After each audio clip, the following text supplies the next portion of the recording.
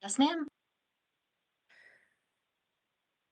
Good morning. My name is Samantha Biddle, and I am the acting chair of the Maryland Transportation Authority Board. Today is Thursday, January 29th, 2026, and I hereby call this meeting of the MDTA Board to order at 9:01 a.m. This morning, our meeting is being conducted virtually, and in accordance with the live streaming law, this meeting is being live streamed on the MDTA Board webpage. I would like to say welcome to the members and staff who are with us today, and as a reminder, all members are to keep their audio and video on throughout the entirety of this morning's meeting.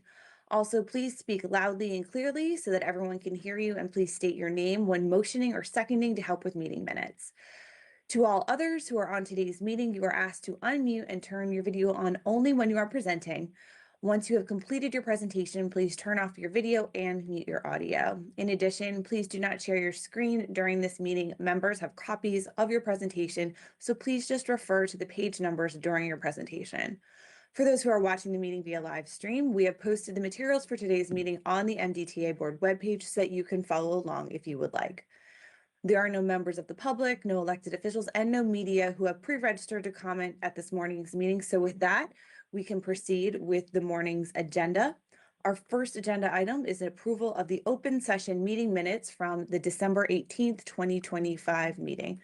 Is there any discussion? Cox. Is there a second? Second, member Jimmy. Okay, I heard member hand, Jimmy. All those in favor? Aye. Aye. Any opposed? All right. Our open session meeting minutes from December 18th are approved. Agenda item number 2 this morning is the approval of 3 contract awards to be presented by Mr. Davis.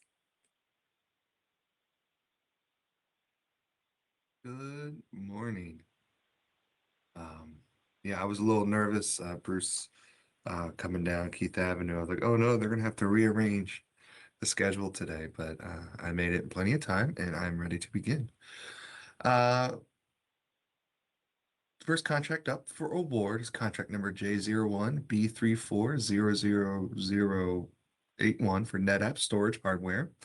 This contract is to purchase for the NetApp Storage Hardware and manufacturer's extended warranty to support MDTA's software infrastructure for hybrid cloud environments at the John F. Kennedy and Intercounty connector facilities. MDTA has been utilizing NetApp Storage Hardware for over 15 years to support composing physical and virtual computing. I'm sorry, I'm laughing because I'm reading this and it's, all these tech terms always kind of confuse me. The contract will provide storage resources to support mission-critical databases and applications that are used by the MDTA business units.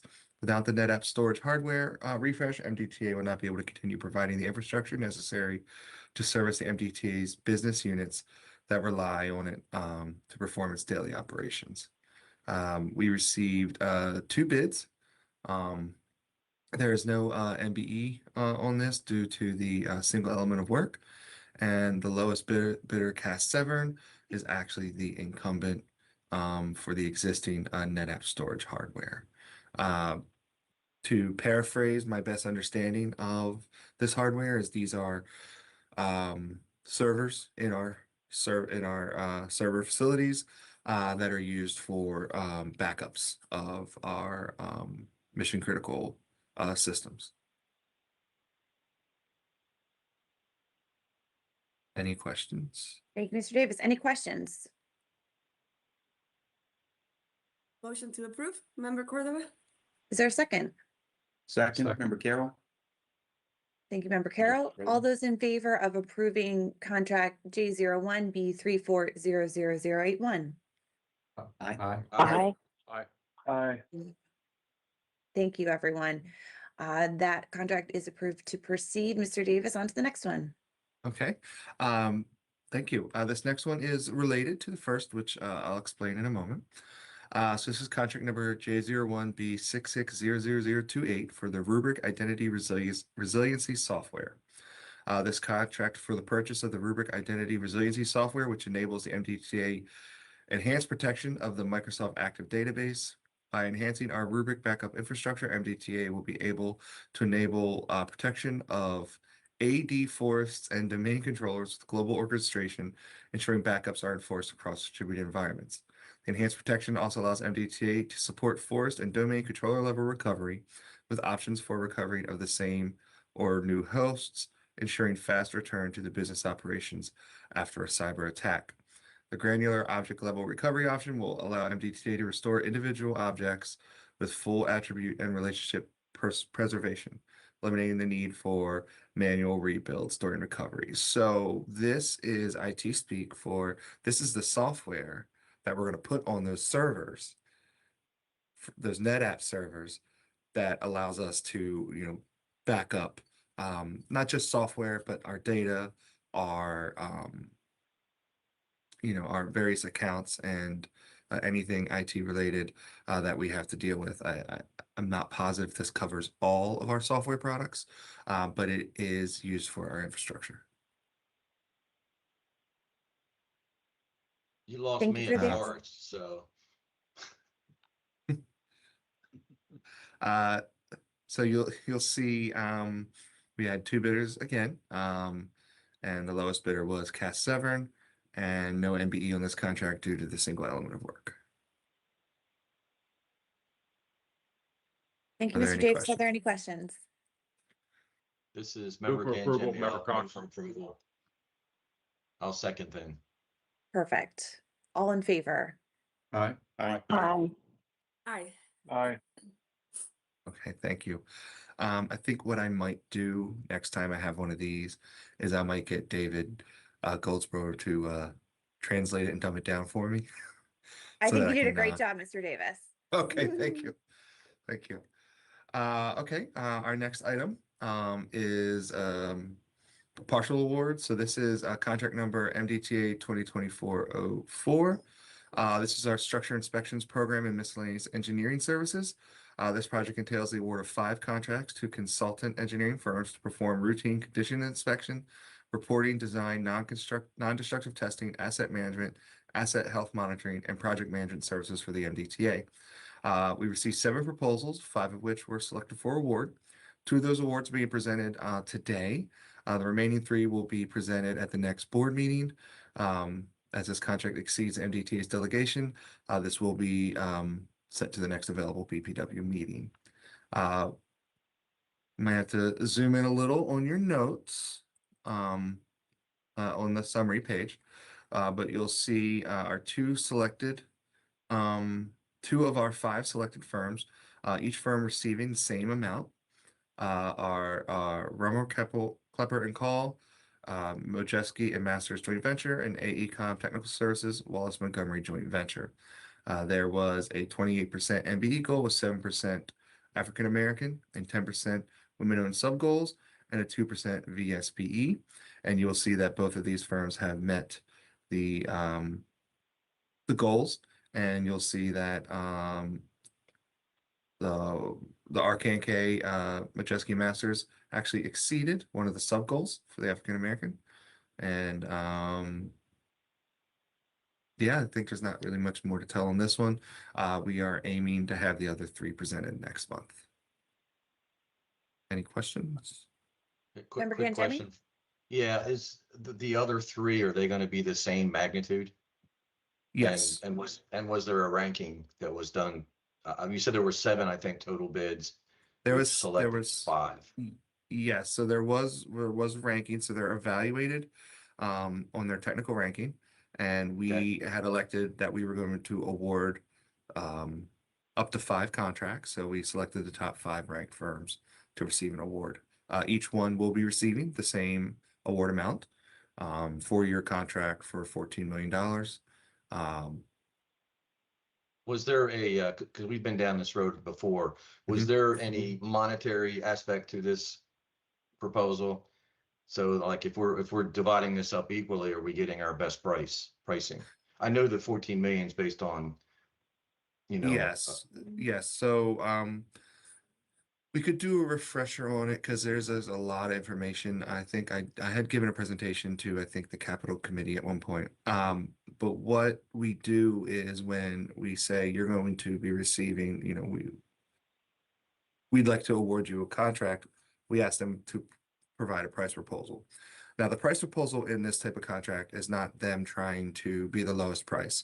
What they're trying to do is show with their current staff and their current direct expenses, how many basically hours of work we can get out of them on this 4 years.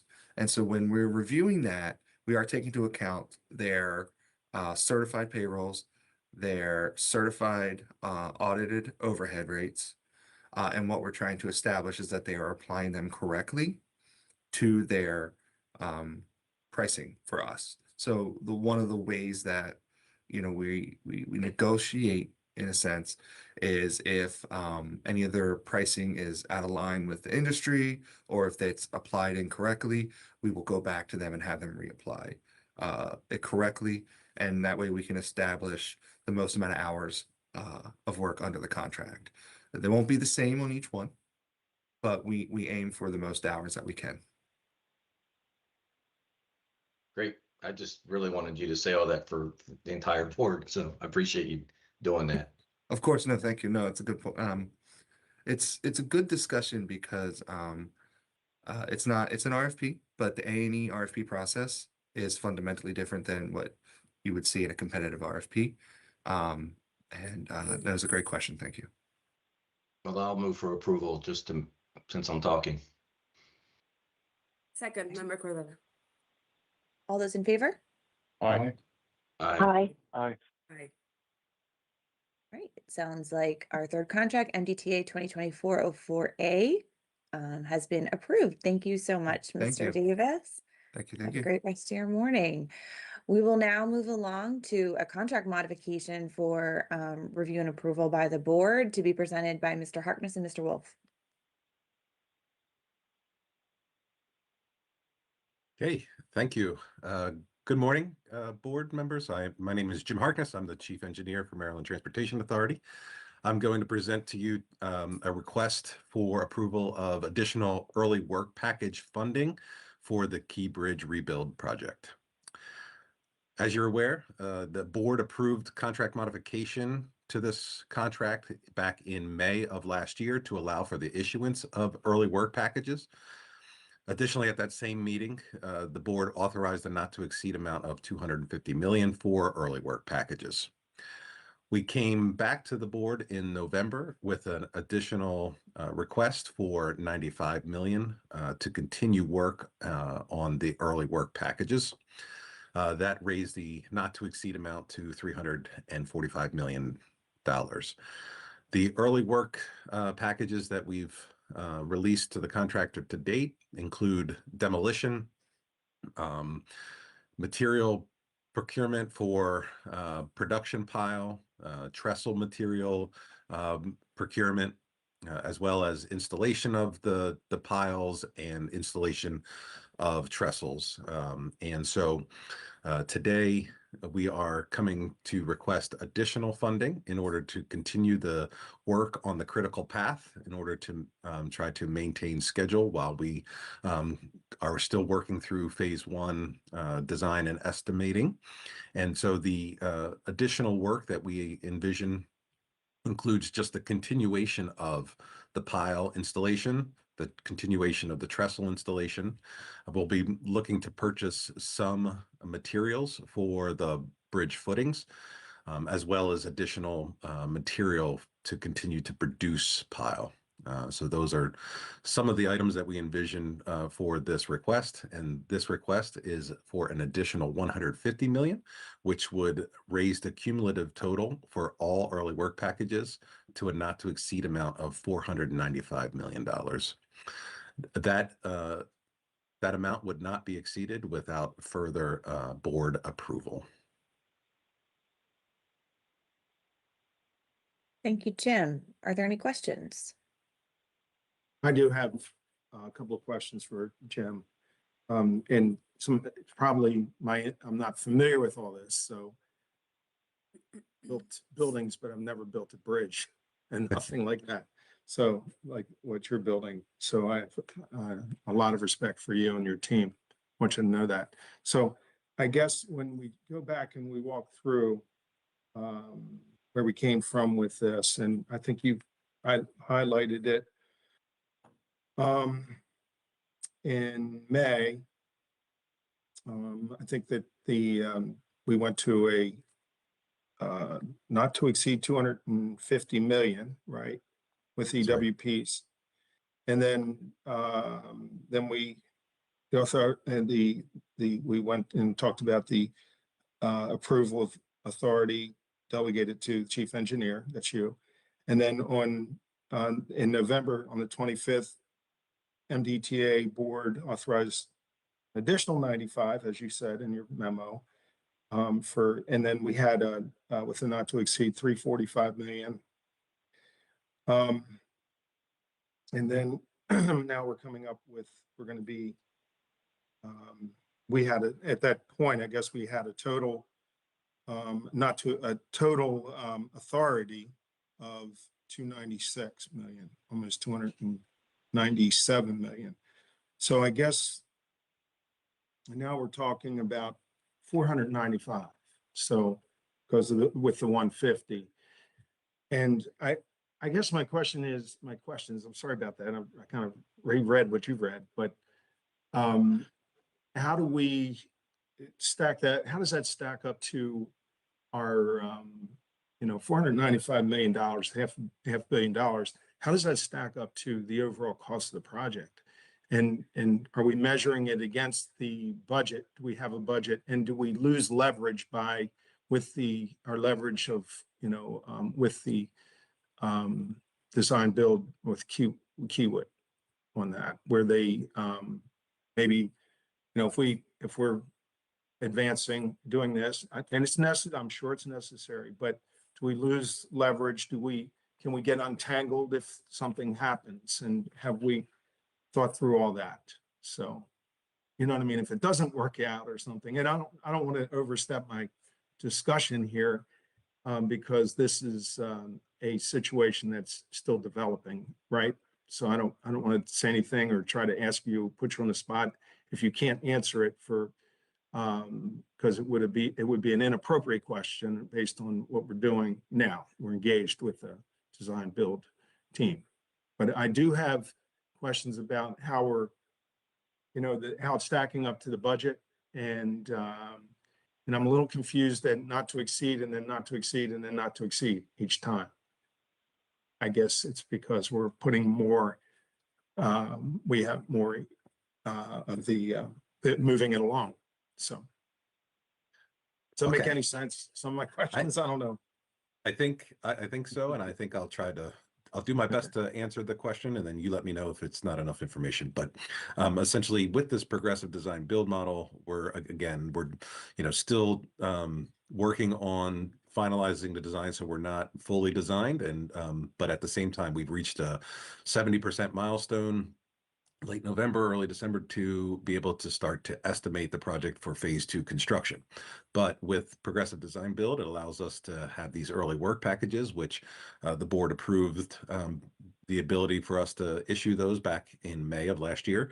So that authorization allowed us to then put these packages together, these discrete early work packages, where we estimate those independently with our independent cost estimator. We negotiate those each package separately with our contractor.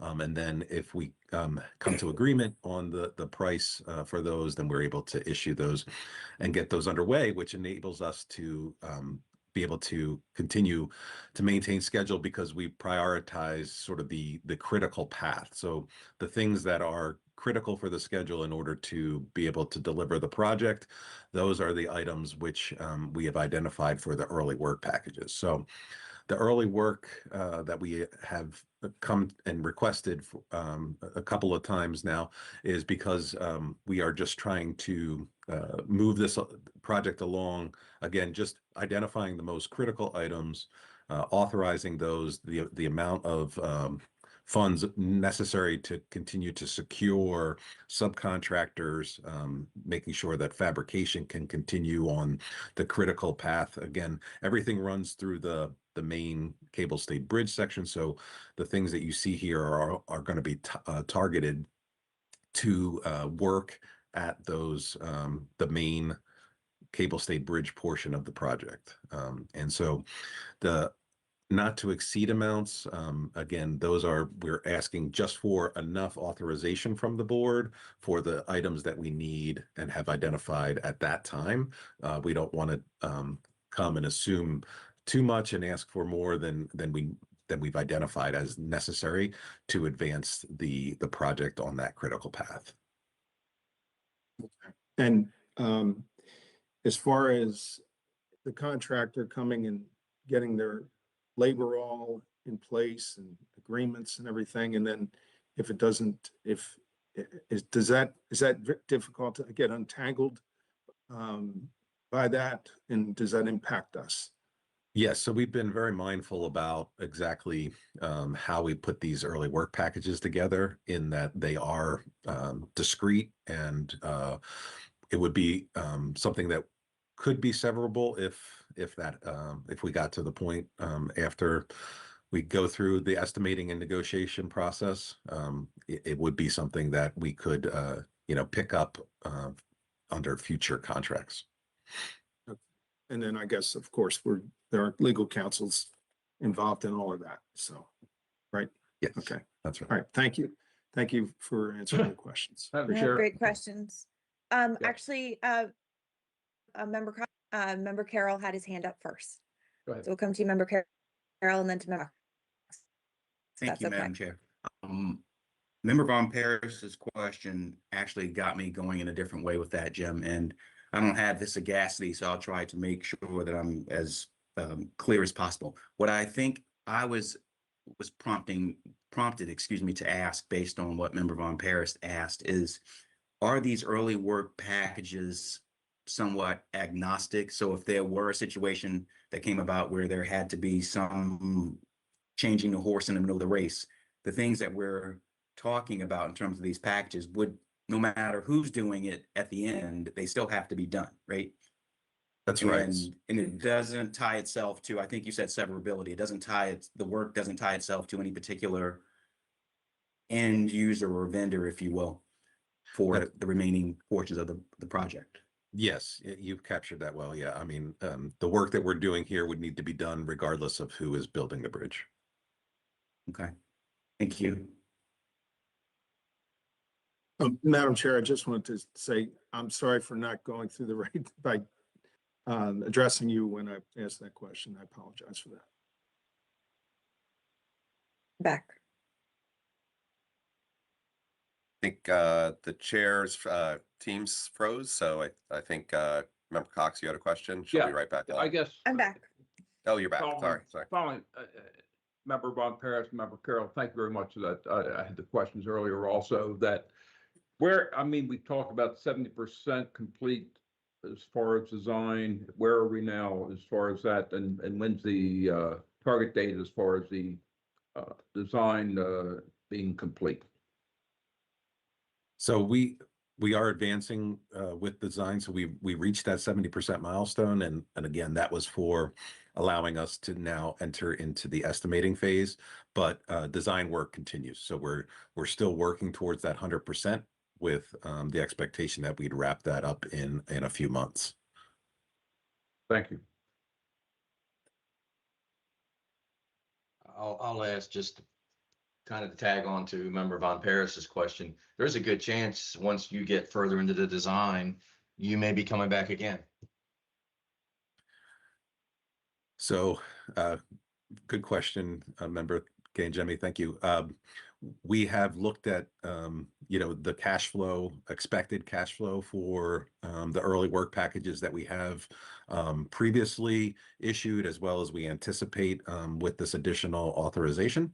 And we believe we should be able to get to where we are having the BPP before we would have to come back, but it is a possibility. But at this time, we weren't anticipating. We were trying to get to the point where we could get through the next few months with the authorizations you've previously approved, as well as this one, if you approve it. Thank you.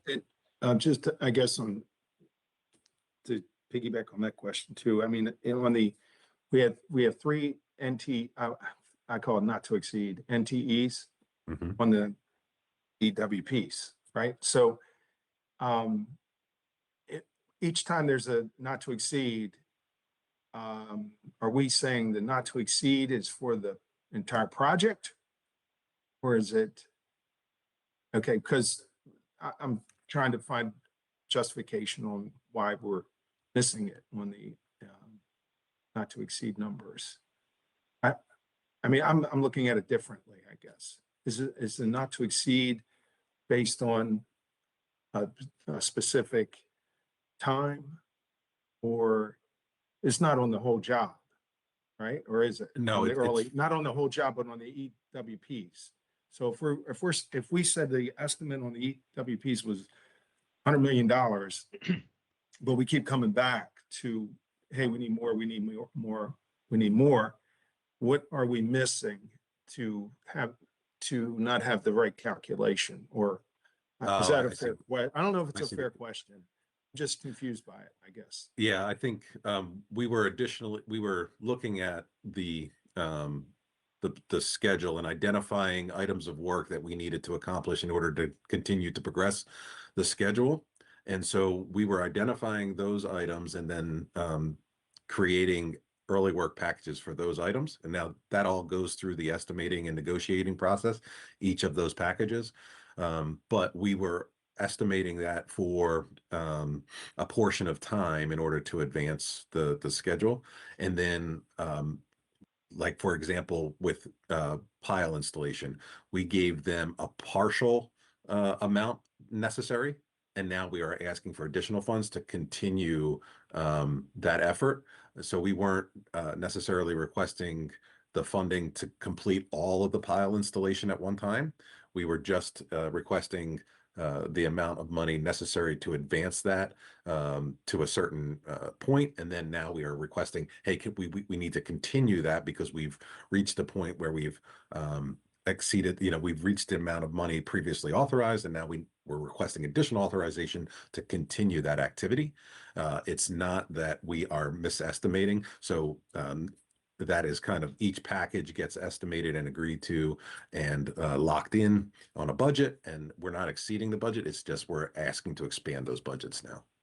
So I see a couple hands up, but if I could try to summarize maybe, Jim, what you just said. Is this a matter of additional requests for additional funds for additional work packages because you're adding additional scope to the authorized scope that you're asking the contractor to do? So this project right. consists of hundreds of lines of kind of scope items, and each of these packages is kind of breaking out individual lines of work, individual lines of scope into a package that then gets individually negotiated with its own cost. Yes, that's right. Okay. Are we mindful of the, I guess it's referred to as scope creep before we get to the final budget or estimated cost? You know what I mean? Yeah. Yeah, it's not what we were doing with some of these packages, if we had, say, 400 total pile that we needed to install, we were looking to fund say 100 of those piles for installation. And then once you've progressed to a certain amount, we need to start to fund additional amount installation in order to keep the schedule moving. And so that's how these early work packages are playing out. And I'll say, certainly I'm not involved in all of the day-to-day work that Jim and his team and our GEC is involved in as well. But what I have witnessed is really this kind of collaborative approach of talking through the potential early works items and making sure that we are coming up with the ones that really make the most sense for where we are in the project right now. I think I've seen that, Jim, as you've kind of presented it and briefed us on how this whole progressive design build process is working. But I think that what I've seen is kind of you've been using the tools that are in the contract to kind of move things forward thoughtfully and incrementally. But I do appreciate Member Von Paris kind of making sure that we are keeping that, the fiscal controls in mind as we're working through each of these one by one. So I think this is really helpful dialogue. If your question, if you feel comfortable with yours, I would move to Member Cordova, but I do want to make sure that we're clear on this item because I think it's really important. Okay, Member Cordova? Yes, I just want to know, thank you for all the explanation, Jim. I think this is very helpful. I just wanted to know if there's a target completion date for phase 1 at this point. Yes, we're targeting the end of May for Okay. phase 1. Okay, thank you. Additional questions? Member Chairperson, this is Member Ardinger. May I ask a question? Of course. Good morning. Good morning. Jim, thank you for all that information.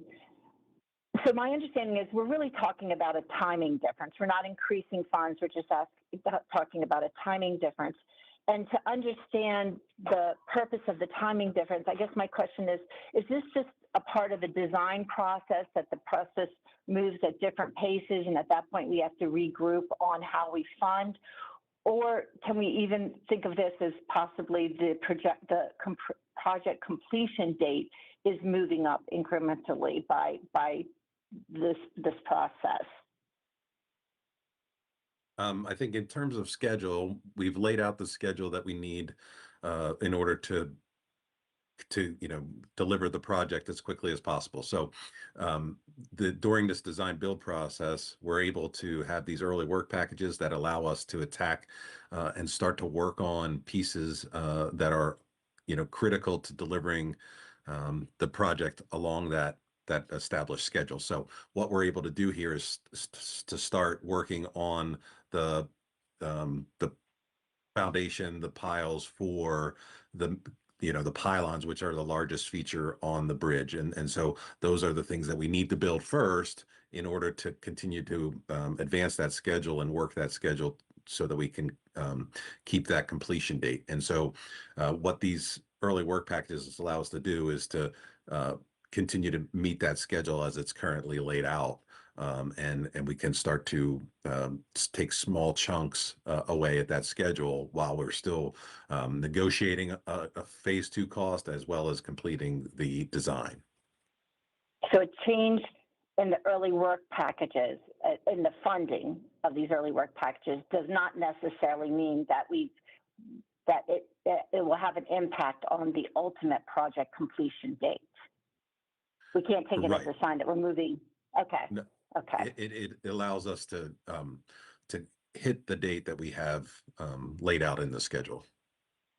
Okay. I was talking more about like the change, that when you come back Yeah. to us and say, hey, we're going to fund it, we're going to be funding this earlier than we expected, this portion of it. I was hoping it meant we're moving along a little bit at a much quicker, not a much, but a quicker pace that will impact the ultimate completion date. But No, you I can't think necessarily say that. No, the work occurring early was necessary all along, and was assumed when we laid out the schedule. Okay. All right. All right. Thank you. Sure. Any additional questions?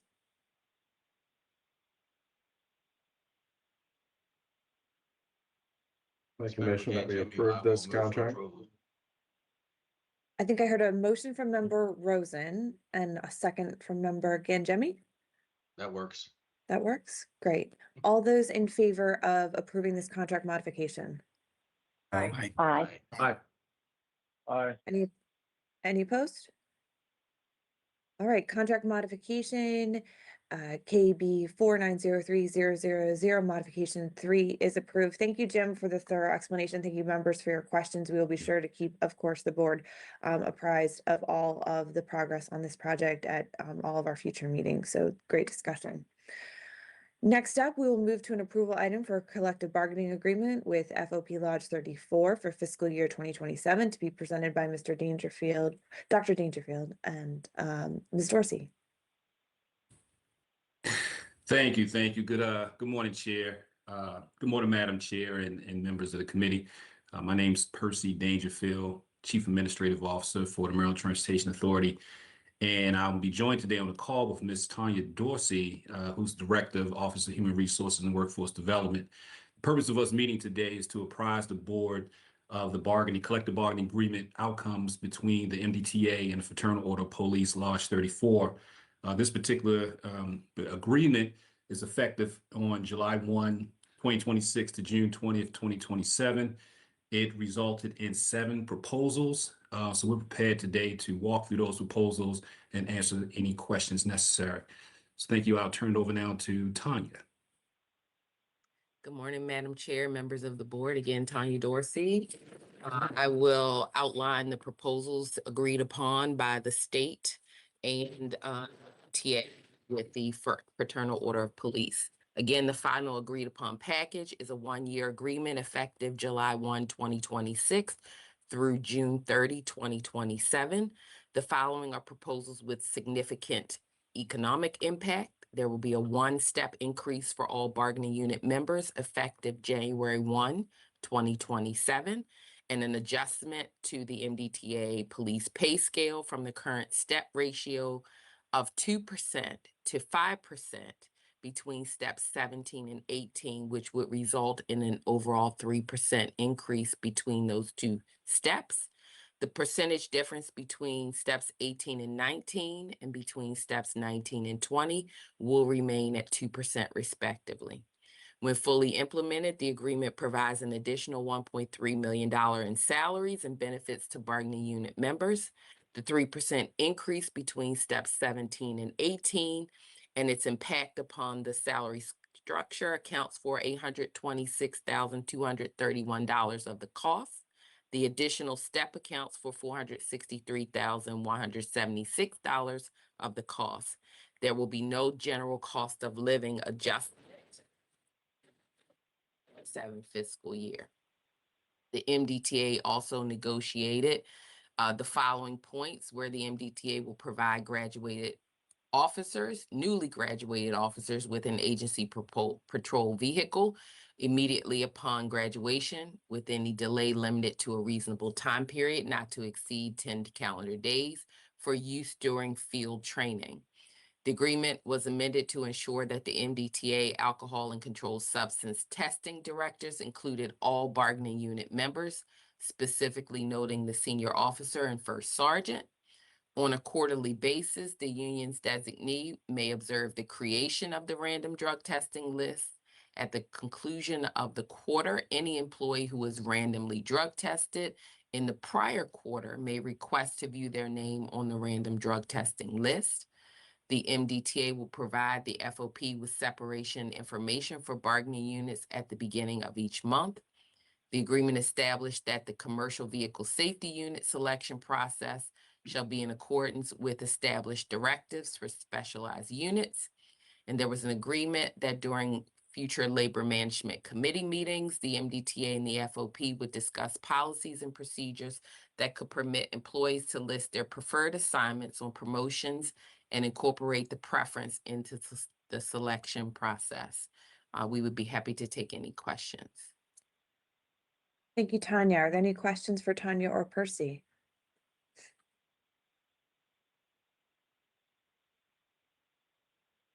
Okay. Hearing none, is there a motion? Member Carroll. Oh, Sorry, I'm so Samantha. sorry. No. I did not see a hand up on my Nope. screen. No worries. I couldn't get off of mute, Madam Chair.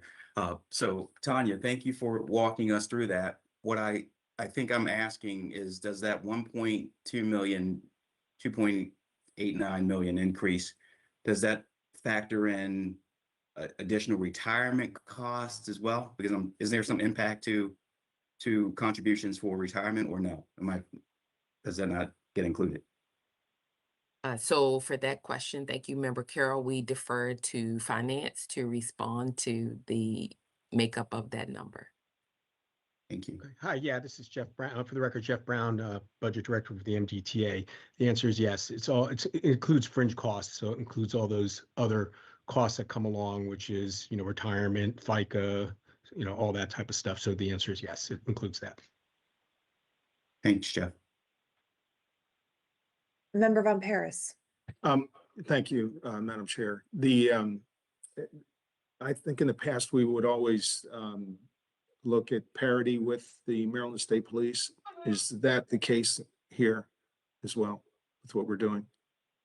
Okay. Yes, Member Von Paris. That was one of the driving factors in the negotiation, creating parity with the Maryland State Police. So yes. Okay. And in terms of, you mentioned drug testing, I think cannabis is considered a drug in the testing, I believe. I know it is with DOT, other, out there with, we can get that at another time maybe, but I wanted to make sure that was still would disqualify someone, or they would have to get some kind of treatment or something for that if they tested for cannabis, I believe. So at this time, that is included in the random drug testing panel for sworn police officers. Okay, great. And how, what does the random testing look like not in terms of, I'm just saying, how frequently is it done? So a random drug test is a random test. We have a percentage that we aim to test a certain percentage of the population each year.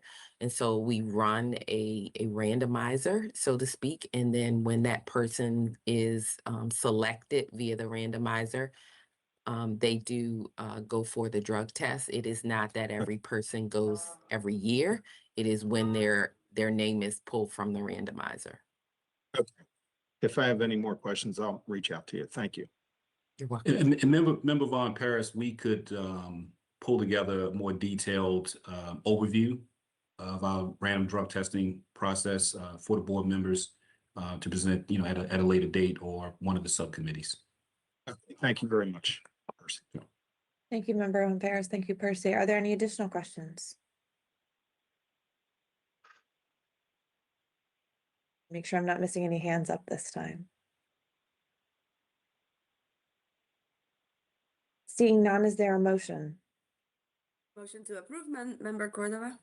Thank you, Member Cordova. Is there a Member second? Gangemi will second. Thank you, Member Gangemi. All in favor? Aye. Aye. Aye. Thank you. The motion is approved. We'll now move on to, I believe, our final approval item for this morning's open session, which is a board resolution for bond financing series 2026 to be presented by Mr. Cullity. Good morning, board members. I'm here to present Board Resolution 2601 for municipal financing. The purpose of the board resolution is that we are going to request MDTA board approval for delegated authority. The resolution itself is regarding passenger facility chargeback bonds to finance a portion of BWI Airport capital projects in fiscal 27 and 28. The PFC revenue-backed bonds are issued under a separate trust agreement and are solely secured by PFC revenues. The resolution was reviewed at the January 15th Finance and Administration Committee meeting and recommended to proceed to full board approval. In summary, the resolution authorizes the issuance of up to $130 million of bonds to finance a portion of capital projects for an approximately 2-year period through fiscal 28. The financing is expected to occur during the second half of 2026 and will be sized to account for the capital program, passenger facility charge revenues, bond premium, debt service, reserve funding, and the cost of issuance. This is going to cover design, capacity projects, and state of good repair projects at BWI. The projects and the PFC bonds are expected to receive approval from the FAA in spring 2026. Additionally, the concurrence of the General Assembly's Budget Committee is expected in early 2026. The $130 million limit contained in the resolution is based on the most recent forecast submitted by MAA finance staff in December 2025. The forecast projects at least 1.5 times debt service coverage through 2040 and incorporates a future financing. This resolution is currently needed as delegated authority to engage bond counsel in the development of the official statement and generally begin the financing process that comfortably requires 90 days to complete. The Executive Director, Chief Financial Officer will have the authority to manage the bond sale and closing, including the award of the 2026 bonds to the successful underwriting firms or negotiation of terms for a private placement. The resolution also provides for the authority to select other service providers and to prepare and execute all closing documents, certificates, and bond forms. Resolution 2601 contains the following limiting and reporting provisions. The par amount is limited to $130 million. The bond sale date will be no later than December 31st of 2026. Bond sale reports on results will be provided by the Executive Director and CFO at the first board meeting after the sale date. Recommendation is to approve Board Resolution 2601 for delegated authority to finance a portion of the MAA's capital program in calendar 2026.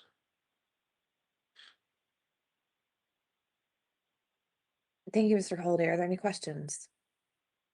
Madam Chair. Mr. Cox will come, or Member Cox will come to you first, and then Member Gangemi. Member Cox, take it away. A little bit of history. I know there was a lot of questions when this was first talked about in the General Assembly many years ago when I was there and chaired the Transportation Committee that money's taken out of MDTA or supported by MDTA or backed MDTA to the airport. The first, as I recall, was under Governor Hughes. It was a loan. And the second was under Governor Schaefer. And I'm not sure how many more since, but my question is, have they all been repaid? The bonds that were issued and or the loans? Ollie, would you mind contributing on that? Yeah, this is Alan Garman. Yeah, the MDTA has been a conduit issuer, so it's not been a pledge of our own revenues. So the approximately 150 million of PFC bonds that are outstanding, are solely backed by PFC revenues. The MDTA did execute a $20 million loan for some BWI airport work, and that loan is currently being repaid. I can come back to you with the exact amount outstanding, but I think they've been repaying on it for about 3 years. So it's somewhere between 10 and 20 million outstanding. It's always been a concern, but I just, Alan, just stay on top of it. I'd appreciate it, and any more follow-up information. Thank you. Okay. Thank you for the question. Go next to Member Gangemi. Yeah, obviously we've done these before and I understand our role in that and support it. The question that I have though is our impact of taking on an additional 150 million in bonds, knowing we've got, pretty massive project in front of us that, we could be financing the whole thing. So just curious what that does to us. Yeah, so the MDTA's legislatively mandated bonding limit is separate from our conduit financings. So this 130 million would not count toward our current bonding limit. But it does impact us out on the market though, correct? With credit ratings and that sort of thing?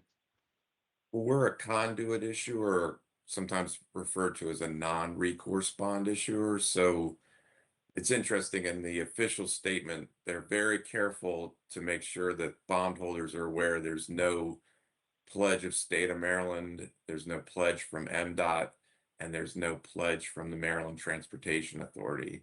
So we're only acting as a conduit, and the trust agreement for the PFC backed bonds is completely separate from the toll revenue. So the 130 million shows up as a zero from our standpoint. That's correct. Okay. Yeah, Awesome. so our financial statements show the debt, but they also show, lease payment receivable essentially. So it's, credit rating agencies and bondholders understand that it's not our debt. We act as issuer, as a conduit issuer, but there's no pledge of toll revenues from the MDTA. Okay. Thank you, Alan. It's helpful clarification. Thank you for the question, Member Gangemi. Member Von Paris. Yes, thank you, Madam Chair. To just kind of dovetail on what has been said already. I know we, at the Finance Committee meeting, we did advance this to the board. And I may have mentioned that, I think I mentioned that at the Finance Committee meeting. I look at it as a business person. I look at it as, it's a little fuzzy with me on how that all works, but I understand it's been around for a long time. We've been doing this. And, but I also look at the fiduciary responsibilities I have as a member of this board. And I would like to know, what is the worst case scenario on this if something goes wrong? So, Alan, would you be able to answer that?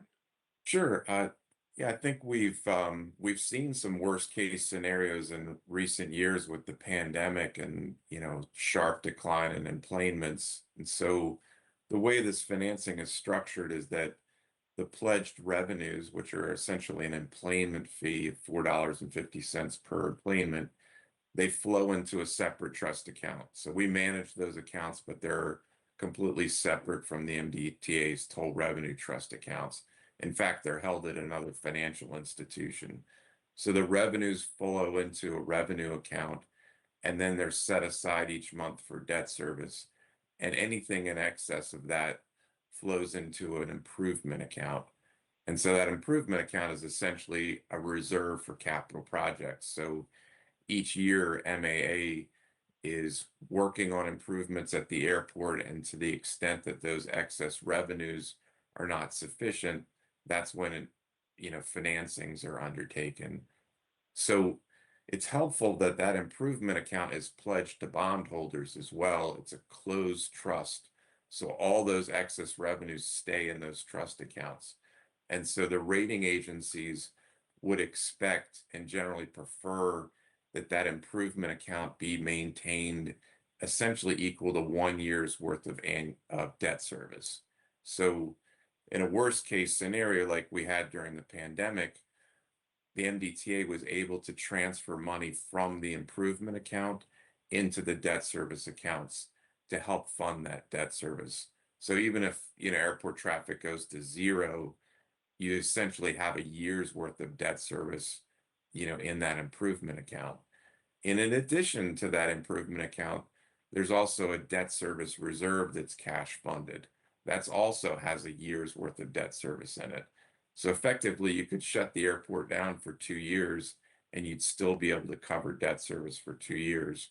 So I think that, gives the rating agencies and bondholders some comfort that even in an economic downturn, a financial crisis, or a pandemic, there's excess money and reserves to help cover debt service if there's a shortfall in revenues. And so that, just as a reminder, that's what we did, and we updated the board back during the pandemic that we moved some money out of the improvement account, and it helped to fund debt service in those years. And importantly, it helps to maintain debt service coverage so that we're able to maintain coverage in excess of 1.5 times, because we essentially legally defeased some of the debt service for a couple of years during the pandemic. So I think those are kind of worst case scenarios. There's no call upon the MDTA's revenues should there be insufficient revenues at the airport. And also, MDOT's revenues are not pledged, nor the state's. Thank you. Madam Chair, if I could jump in real quick. Please. Jacqueline Hartman, Acting Chief Financial Officer for the Maryland Transportation Authority. I just want to kind of reiterate Alan's last point there, because I think he provided a good detailed explanation of kind of both from the MAA perspective and the investor perspective. And his last point was kind of focused in on the MDTA perspective, in that ultimately MDTA has no financial recourse if, worst case scenario, if MAA is completely unable to repay these bonds, that still results in no liability or anything for MDTA. So you really are an issuer only. I'm sorry, we, in this case, we really are an issuer only. And MAA has complete responsibility through those PFCs to repay those funds. Thank you. Thanks, really helpful. Any additional questions from members? I'll make a motion to approve, Member Cox. Member Cox, is there a second? Second, Member Rosen. Thank you, Member Rosen. All those in favor? Aye. Aye. Aye. Thank you, members. Board Resolution 2601 has been approved. Mr. Cawley will stay with us for the next agenda item, which is an update on our credit rating agencies, a review of MDTA's credit ratings. Thank you. Thank you. In accordance with board operating policy requirement, management will provide an update on the status of MDTA's AA credit rating to the board. In spring 2025, both Moody's and S&P affirmed MDTA's debt rating at AA2, AA-, respectively, and assigned negative outlooks. Subsequently, on December 11th, 2025, Moody's again affirmed the rating and maintained the negative outlook. On September 23rd, 2025, Fitch affirmed MDTA's AA rating and maintained a stable outlook. The key points when speaking with the credit rating agencies were, on the negative outlook basis, Moody's negative outlook reflects concerns with delays in receiving federal reimbursement or delays in implementing the toll rate increases as needed could result in the weakening of MDTA's financial position.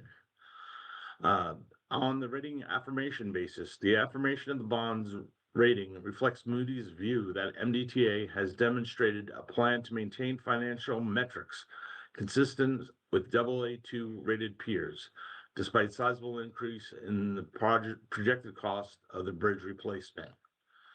The rating agencies have cited the following strengths: strong financial profile supported by MDTA's financial policies and proven track record of conservative budgeting practices, willingness to maintain strong financial metrics by increasing toll rates or making other adjustments to preserve its financial position, and the long history of strong demand for the multiple essential and established transportation facilities in a well-developed, affluent, and slowly growing service area.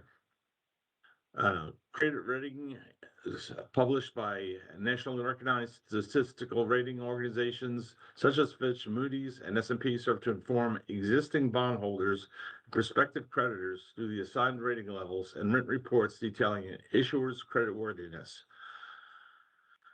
During the annual surveillance process, MDTA provides detailed traffic and revenue forecasts, as well as operating and capital cost projections included in the 6-year financial forecast. The credit rating agency's affirmations demonstrates confidence in MDTA's financial strength with foundations in board policies and trust agreement legal covenants.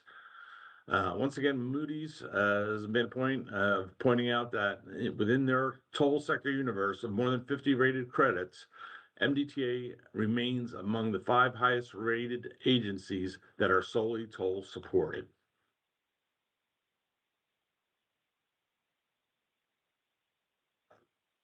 Thank you for the report, Mr. Member Gangemi. This is stupid, and only because it gets, it's out in the public, but that paragraph where you talk about credit ratings, it says exiting bondholders when I'm sure you mean existing. I apologize, you are correct. Yeah, no problem. I think you just did that to make sure we actually read these things. Make an adjustment for the record. Good eye there, Member Gangemi. Any additional questions or thoughts on this one? So just one Member quick question. Rosen. So, yeah, so it sounds like, so this is an annual process that's done, we're evaluated annually. But if we're going to do a major bond issuance, is there an affirmation that we can get just to make sure that, so perhaps, for example, if we went from negative to stable with Moody's and S&P, I don't know if that could adjust our rate a little better and offset the cost of affirming the rate, perhaps? Yeah, this is Alan, maybe I can address that, is that, we had promised the rating agencies we would give them more frequent updates because of the Key Bridge project. And that's why we went to them in the fall. And we had also previously met with them in the spring, providing updates similar to the updates the board's getting about status of the project and progress. So we're going back to the 2 rating agencies, Fitch and Moody's, to request ratings. And we expect that we'll need, much less of an update for them because we just met with them. So they're not charging us for these periodic updates, but they do charge an annual surveillance fee.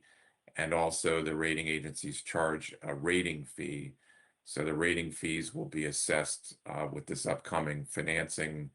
The board approved delegated authority recently for the planned $600 million financing that's expected to occur in the next 90 days. Does that address your question? Yes, thank you. Terrific. Any other questions? Right, well, we look forward to the next update. And with that, we'll move on to our next update item for this morning to be presented by Mr. Ryan, an update on legislative session. Good morning, Madam Chair and board members. I'm Brad Ryan, Manager of Government Affairs, here today to provide an update on the 90-day session of the 2026 General Assembly, which convened on January the 14th. There are dozens of bills that we are currently monitoring, and I'd like to brief you on a few that specifically impact the agency, starting out with the two MDOT departmental bills that were approved during last month's board meeting. HB 246 is an MDOT departmental bill that would allow the agency to notice the owner of a Class G vehicle, a trailer, when the owner of the motorized vehicle cannot be determined. Currently, MDTA is allowed to issue a notice of toll due to motorized vehicles only. We estimate a loss of approximately $11 million annually in uncollected revenue from all 3+ axle vehicles due to the inability to notice the owner of a Class G vehicle. It is our intent to toll trailers as a last option when a motor vehicle license plate cannot be captured and there's no read on a valid transponder that is towing the vehicle. We have met with stakeholders and after hearing their input, supported an amendment to codify this practice and bill text in addition to COMAR changes. An owner of the Class G vehicle can still transfer liability to the registered owner of the motorized vehicle. The bill has an effective date of January 1st, 2027, which allows more than 6 months to conduct education and outreach campaigns. A bill hearing is scheduled before the House Environment and Transportation Committee next Thursday, February 5th, where we will weigh in with our support. Our other MDOT departmental is SB 188 and its cross-file HB 229, which would increase the MDTA's revenue bond limit to $5 billion from the current limit of $4 billion. This increase is needed in response to near-term financing needs specific to the Key Bridge reconstruction, as well as financing needs associated with the toll facilities capital preservation program. A bill hearing was held last week for SB 188 in the Senate Budget and Taxation Committee, where Bruce testified in support. The bill now awaits further consideration. The House bill has a hearing date in the Appropriations Committee next Tuesday, February 3rd, where we will be weighing in favor. Delegate Grammer has reintroduced legislation, House Bill 302, that requires the MDTA to design and relocate the entrances and exits to the new bridge over the Patapsco River to ensure that vehicles that do not cross the bridge are not required to pay a toll. This bill will have fiscal and operational impacts upon the MDTA, will violate the MDTA's trust agreement, and could be detrimental to the MDTA's credit rating, resulting in higher financing costs. Additionally, federal funds could be affected if the design, including approaches of the new bridge, deviate from the original footprint per the NEPA categorical exclusion. We will be weighing in with our concerns when the bill hearing is held on February 12th in the House Environment and Transportation Committee. In addition to the bills mentioned earlier, we work closely with our counterparts at MDOT, the other modes, and other agencies in monitoring numerous bills of shared interest. Bruce and the Government Affairs team have made several trips to Annapolis this session to meet with members and staff on bills and other items of interest to the agency, and will continue to do so. Additionally, MDOT overview briefings are scheduled on February 5th, and the House Appropriations, Transportation, and the Environment Subcommittee, and on February 6th, with the Senate Budget and Taxation, Public Safety, Transportation, and Environment Subcommittee. Finally, MDTA budget hearings will be held before those same subcommittees on March the 6th in the Senate and on March 9th in the House. We will be sure to keep you updated as session progresses, and we would be happy to answer any questions you might have. Thank you, Brad. Any questions on the goings-on in Annapolis? Not seeing any hands up, but I want to thank you and the whole team for everything that you're doing. I know it's a busy time of year, and we look forward to all future updates. Thank you, Okay. ma'am. Appreciate it. Thank you so much. All right, we now have a series of updates on reports recently submitted to the legislature, and the first one to be submitted by Ms. Coberly. Good morning. For the record, I'm Heather Coberly, Director of Easy Pass Operations. Can you see me? I'm asking. I'm not able to. I see Okay, let me Some just try this again. flowery trees. Nope, nope. That looks better, but your Something- slider on your computer probably needs to come back. Something's wonky. I apologize for that. Just a moment, please.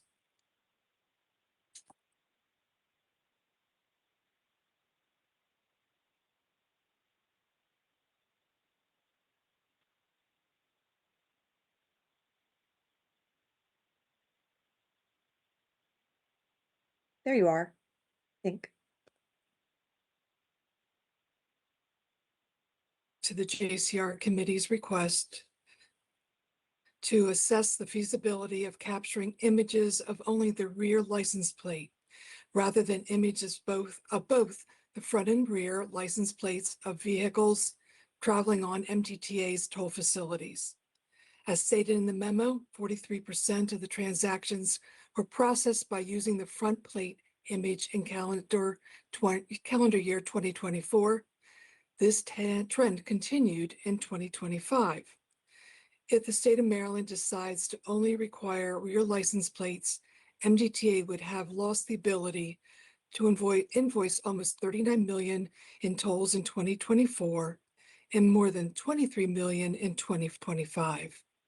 Therefore, it is crucial for MDTA to be able to use the front plate to toll vehicles traveling through our facilities.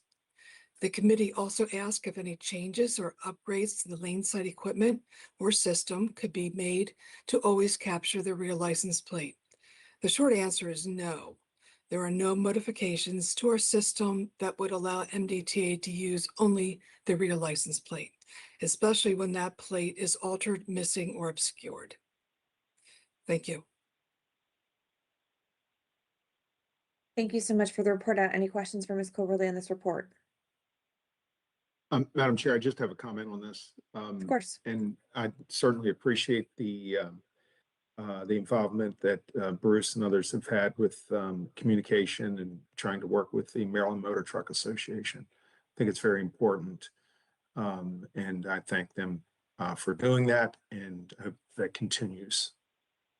And Mr. Lewis Campion over there, he's a great person to work with, very reasonable, and as you all know, he's a great person to work with. And hopefully we can continue to work with them.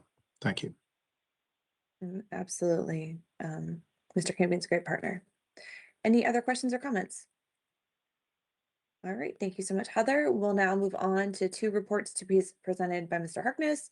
One on assessments and actions to reduce vessel collision vulnerability of bridges in the state, and one on the Francis Scott Key Bridge reconstruction. Hey, thank you. So during the 2025 legislative session, the budget committees required MDTA to prepare a report that includes the findings of a vulnerability assessment for eastbound and westbound spans of the William Preston Lane Jr. Memorial Bridge, the Bay Bridge, as well as discussion of steps necessarily to create a comprehensive risk reduction plan. So MDTA did carry out that collision risk assessment for the Bay Bridge, and we included the findings in the report.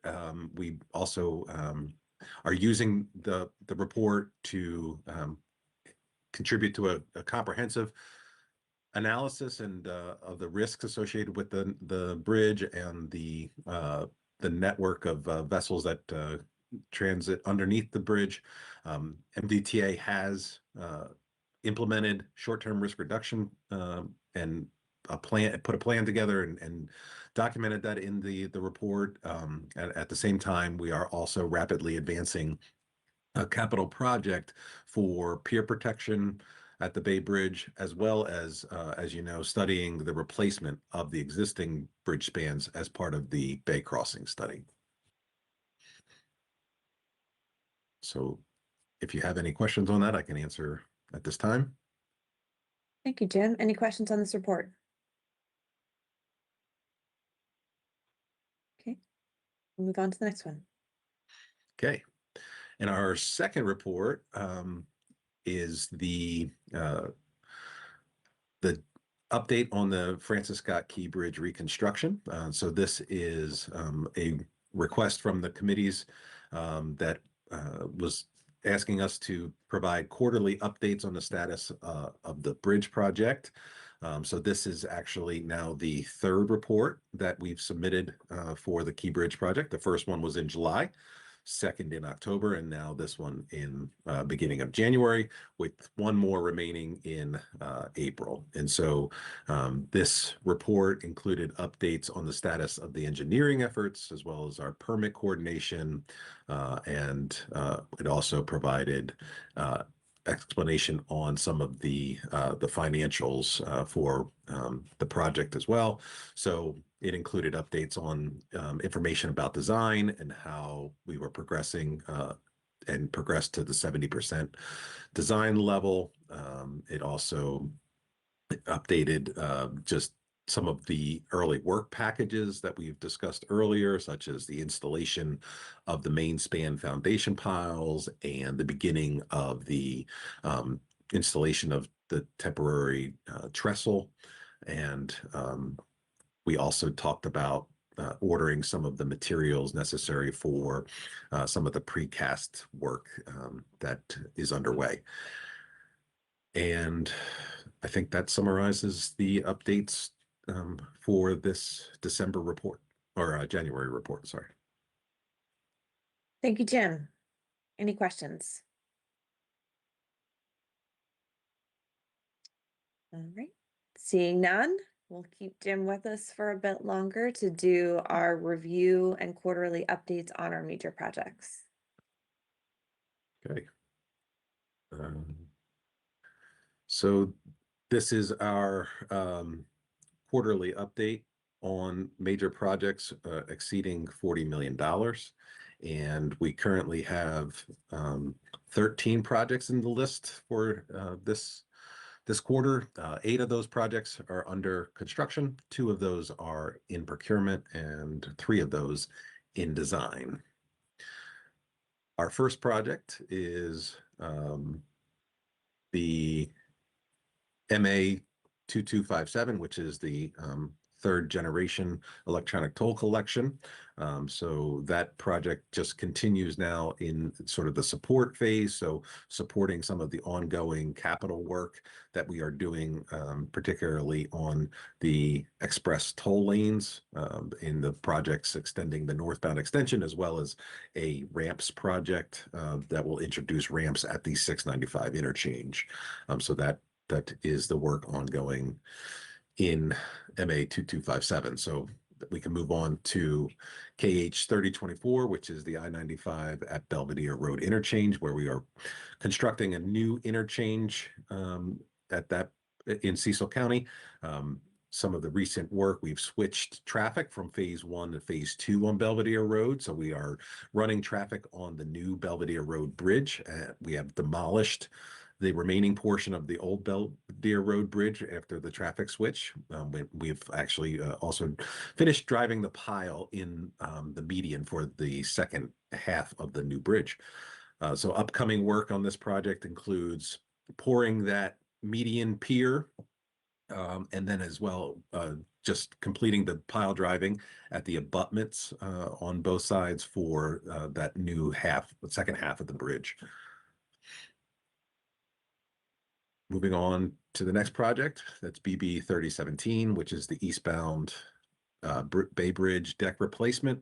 So we had completed the installation of all the panels for that project, and then we were working on completing the closure pours for those panels. We had 133 closure pours that we needed to do in total, and we were able to complete 109 of those before we had to be put on hold because of temperatures. And so that work is looking to resume as soon as we get warmer temperatures this spring. Contractor will also be working on the western deck truss strengthening work. So we've added some work to this project in order to do the deck strengthening. So the truss strengthening, which is occurring underneath the roadway. And then additionally, this contractor will be fabricating and installing steel barrier in our main suspension span. And that work will look to continue in the next few months. On to the next project, HT 2709, which is the envelope and switchgear replacements for the Baltimore Harbor Tunnel ventilation buildings. So this project is replacing the exterior envelopes as well as the electrical switchgear at both of those vent buildings. Recent work includes the installation, continued installation of the rigid conduits inside that building, supporting all of the circuits for the main switchgear, as well as just the elevators and communications. They're also worked on pulling and terminating power and control wiring in the building, and they've installed transformers, disconnects, power meters, and the elevator electrical systems. As far as the exterior, they have the demolition underway of the final side of the Fairfield vent building, so that they have completed the 3 there and are demoing the 4th one. And at the Canton vent building, they're finishing up the reinstallation of the exterior on the 3rd elevation, and then they would prepare to begin demolition of that final the final side of that building. Looking ahead, they're going to be continuing and then hopefully completing the electrical terminations for the conduit and wiring I talked about.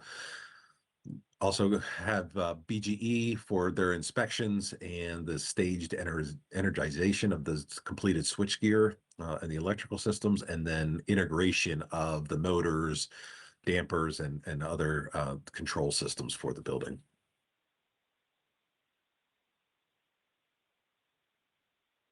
Now we'll move to the next project, HB 3001, which is the cleaning and painting of the Hayden Bridge. So that project is starting to near completion, which we expect in the next couple of months. All the steel repairs in the project have been made.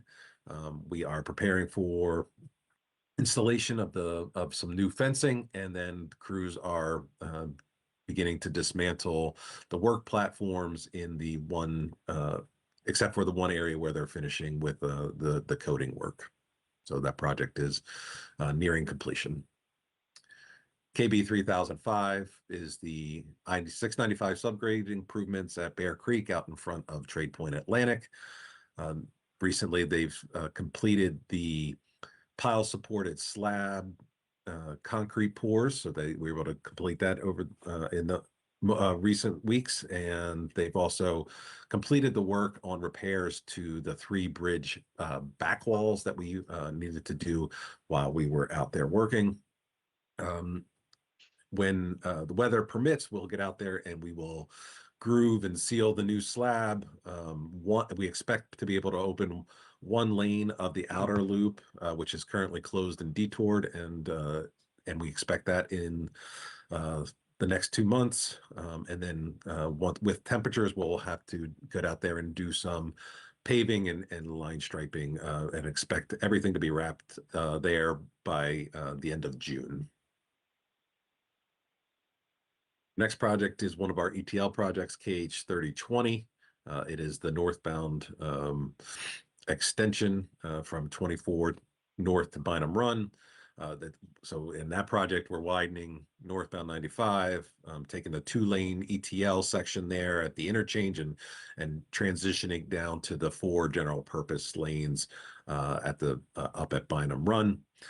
We recently were able to conduct a traffic switch there and switched mainline 95 traffic over onto a recently and new widened section onto the right side of the roadway, which enables us to open up and start working on the median side of the roadway, which is where the bulk of the work for this project will happen.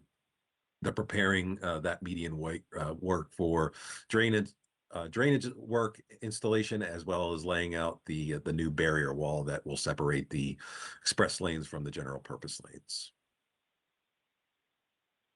Our next project is KH 3021, which is the second ETL project in this list. This is the I-95 at Maryland 24 interchange process. So this is the full replacement of that interchange. They were recently able to work on a traffic switch in this location as well. So one of the first phases of work was to build a new portion of the bridge over 95 to the north side of 24. They were able to complete that work, switch traffic, and start moving all the traffic off of the oldest structure there. And then they've since demolished that structure and are actually working on pouring the pier for that, as well as the abutments are ready. And they are looking to set steel out there as early as the second week of February. So that project is progressing at a pretty good pace for completion. Expected Secretary, can I just interrupt? I mean, since this obviously is obviously concerned not only to me, to people in Harford County, and obviously the state of Maryland and internationally, whatever. Are we on target as far as the finish date at this point, as far as the project itself? Yes. So this one is looking to complete by the end of 2027. So the widening project that I talked 3020 is actually on schedule to complete by the end of 2026, the end of this year, with this interchange reconstruction project delivering the following year. Perfect. Thank you. Thank you, Madam Chair. Okay, our next project, now we're getting into projects, the two projects that are in procurement. So KH 3046, which is the ramps at the 695 interchange that will allow folks from the Baltimore Beltway to access the express toll lanes northbound. This project, as I said, is in procurement. It was advertised at the end of October last year. It is currently scheduled to open bids on February 9th, which we anticipate having a notice to proceed to a contractor late spring, early summer this year. And then our construction completion would be mid 2028 for this project.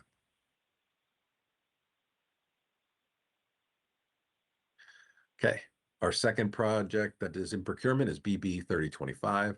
It is the eastbound Bay Bridge painting, phase 1, we call this. This is going to replace the coating system on the steel for the eastbound bridge. Essentially, most of the work is going to be where we performed the deck replacement. So kind of addressing all the areas where we replaced the deck. But we also have a couple of extra locations that include the towers on the eastbound bridge, the towers for the suspension towers that are from the road deck to the water level. So we would be also conducting the painting there. This project was advertised on November 20th of last year, and bids were received on January 21st. And so we would hope to be bringing this to the board for approval within the next 2 months.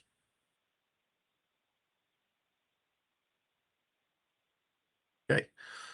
Now we'll move into the final 3 projects, which are currently in design. So KB 4903, which is the key bridge replacement. As you know, we've developed the 70% design plans and are continuing with design. We've have the, we're going to be estimating and going to negotiate a binding price proposal. And the contractor has wrapped up the demolition of the land spans. And so that work is coming to an end there. The contractor is still performing load tests on the site. They've done half of the load tests, so there's 2. They've wrapped the load tests at 1. They've completed. They're working on the second one, which they'll complete next month. They are also working on installing temporary trestle at the site. They are also driving some production pile at the pier location where they completed the load test. And they are continuing to procure additional materials for those pile foundations.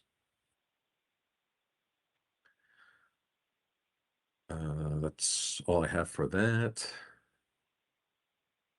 Next project, KH 3025, which is the new JFK Highway Maintenance Facility. This is a phased approach to this location. So this is phase one. So phase one includes structures like the vehicle covered storage, the salt barns, fuel island, as well as brine storage tanks, and some small ancillary buildings there. This project is advancing to hopefully get into procurement in the spring, where we've had to make a couple of design changes based on some feedback from the county, as well as from the MDE in terms of our stormwater management. So the team has been working to address that.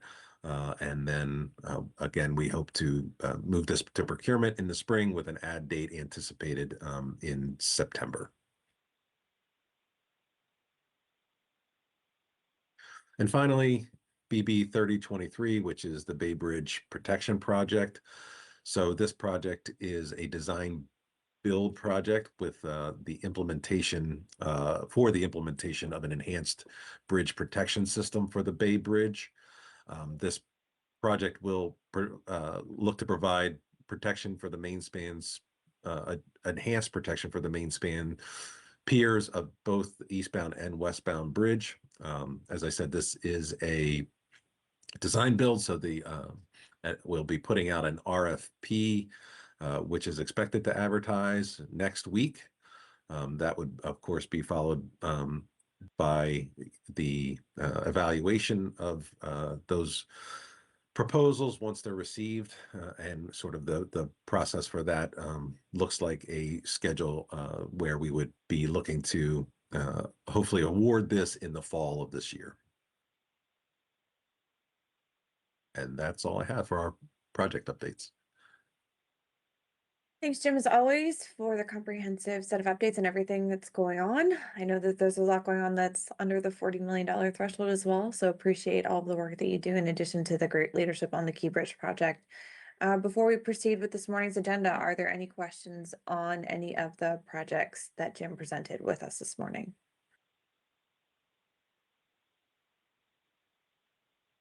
Great. Seeing none, we thank you so much. We look forward to the next quarterly update, and we will now move to an update on our IT major projects from Mr. Goldsboro and Mr. Markakis. Thank you. Yes, good morning, Madam Chair. Great to see everyone. I do want to take an opportunity to introduce Chuck Markakis. I think you may remember Chuck attended the cyber update the last time we did that for the board in closed session. Chuck is available for any questions. But with that, Madam Chair, I will get into our updates, our major project updates. So once again, for the record, David Goldsboro, IT Director. The purpose of this memorandum is to give a quarterly update to the MDTA board on all the major projects happening within the Division of Information Technology. As of January 29th, the Division of Information Technology maintains an active portfolio of 21 projects and continued support of our third generation pull system. Some of the significant initiatives that we continue to work on include the following: our HR Central conversion, which, as I've covered before, is moving this system to the Salesforce Lightning platform. We are in the process of winding this down. A couple of major updates there. We've got class and comp to production. We are working on some enhancements to the employee relations module. I do want to highlight, Madam Chair, that we are still doing some manual data validations as a result of the feed from HRIS. I think the group is working through that with RPI, but we are still having to do some data validations. We're seeing things specifically where staff members change cost centers or in the case of a grade change. It's kind of a mix of issues. So we are on that and working closely with the group at the Secretary's office to keep this on the radar. Next is our HR Central Enhancements Project. This is doing some enhancements to the existing HR Central that's moving to Lightning, but we're working on our step schedule and also a report for our eligible supervisors for the step program. Next is our Maximo enhancements. Maximo, as I've reported to the board, is our asset management system. We are still working on some elevator asset data points, updates to GIS. As I've reported in previous meetings, the two systems, our GIS and Maximo, are integrated. Gives us the ability to have engineering onboard assets from the field in the GIS system, which then moves them over to Maximo for the ongoing maintenance and support of that asset. For the next project, our Dynamics SL upgrade, we are finalizing our interface development and some of our reports. I think we're on a good pace with that project. It does have some dependencies on another project or two that I will get to in a minute. I think we're in good shape there. I left the HRIS on here mainly just because of the retest that we're doing with the interfaces. I'm hoping that we can get this cleared out over the coming months. But I think it's important just to provide some visibility for the board. Next project is our body-worn cameras with our police. The data conversion from Coban, I do have actually a more recent update. I learned yesterday from our project manager that the data conversion is actually complete now from Coban, which was the incumbent company that provided the software for our in-car video system. We have moved to Axon for both the body-worn cameras and also the in-car system. So the data is all up in the Axon cloud, which also is the same system that evidence.com is their back end, and that's where the state's district attorney's office works. So it makes the transfer of the data for any cases that the police work on pretty straightforward. Next project is our Maximo 9 upgrade. That was approved by Finance Committee. I think as I may have reported at the last time, we did get approval through BPW. We held our kickoff last week, and we are working alongside with IBM to get a project schedule created, and we should have resources onboarded in the next week or so, and we will get this off and running. This is a key upgrade. It's a major shift to the platform. Next project is our procurement milestone tracking system. We are finalizing work on two procurement methods, the renewals and the PO RFP, which is the purchase order request. And we're doing some UAT work on that. Remember again, Jimmy, I promise I did not forget you. I know we want to do a demo for this in Capital Committee. I want to get through some UAT, user acceptance testing on this, and I will work with Jim Harkness to get us on the calendar so that we can show this to the Capital Committee. The next project is the contract migration. This is getting all of the contracts were in our Dynamics system, the 2015 version, that is. Those contracts will not be carried over to the 2018 version. Maximo will be the source of truth for all contract data for MDTA. We're working on what's called transition POs. We're doing some training materials for our engineering group. I do want to thank Jim Harkness. We worked through with Jim and his team on some business rules to make sure that the system would meet their needs for doing the purchasing component out of Maximo. Next, and I think the last project is our purchasing card upgrade. This is also winding down. We're working on some documentation. We're still going through some QA. This particular project, along with contract migration, is all tied to the Dynamics upgrade. So the purchasing card right now as a standalone system is going to get changed a bit because with Maximo being the system of record for purchasing and payments, the credit card information will interface from Maximo to the purchasing card system and then feed into our Dynamics. So there's a heavy tie between those projects. So they're moving in concert with one another. So as one completes, the other will follow behind that. And there are a couple of operational things that we're working on, Madam Chair. Just want to update the board on that. We're closing out our legislative audit, the IT component. I believe that there is an exit meeting that will be scheduled in the coming weeks. We also are wrapping up our internal and external penetration testing, so that will work out very well. Both of those items will be captured as part of the cyber update that we will be doing in the April timeframe for the board. So anything that comes out of those two areas in terms of findings, we will report to the board along with other data points. And before I wrap, I want to just give Mr. Markakis an opportunity. Chuck, is there anything that you wanted to add for the board for clarification? No, I'm good. Thank you. All right. Appreciate it. Okay. And also just I want to say kudos to Mr. Davis for that tech speak that he gave on the 2 IT contracts this morning. Great job. We will use layman's terms next time. With that, just a little humor there. With that, Madam Chair, I'll be happy to take questions. Thank you so much. And I'm glad that Mr. Davis's report out has your IT seal of approval. Absolutely. Much appreciated. Any questions for our presenters on the IT report this morning? I'm like in Mr. Markakis's office. Can I have one of those? Sure, no problem. Very sleek. No comments on Mr. Von Paris's office, though.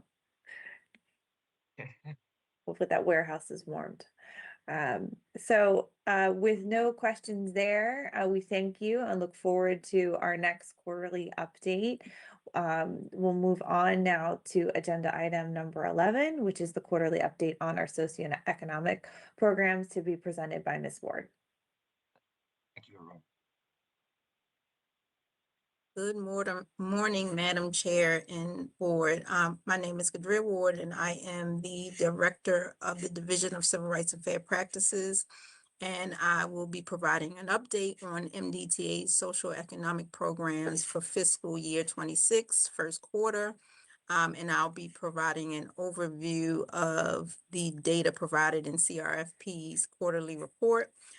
Starting with the Disadvantaged Business Enterprise Program. And to note, of the 11 active contracts, approximately 8 were issued in NTP in 2025. So for those contracts, the burn rate and spend for them is currently relatively low.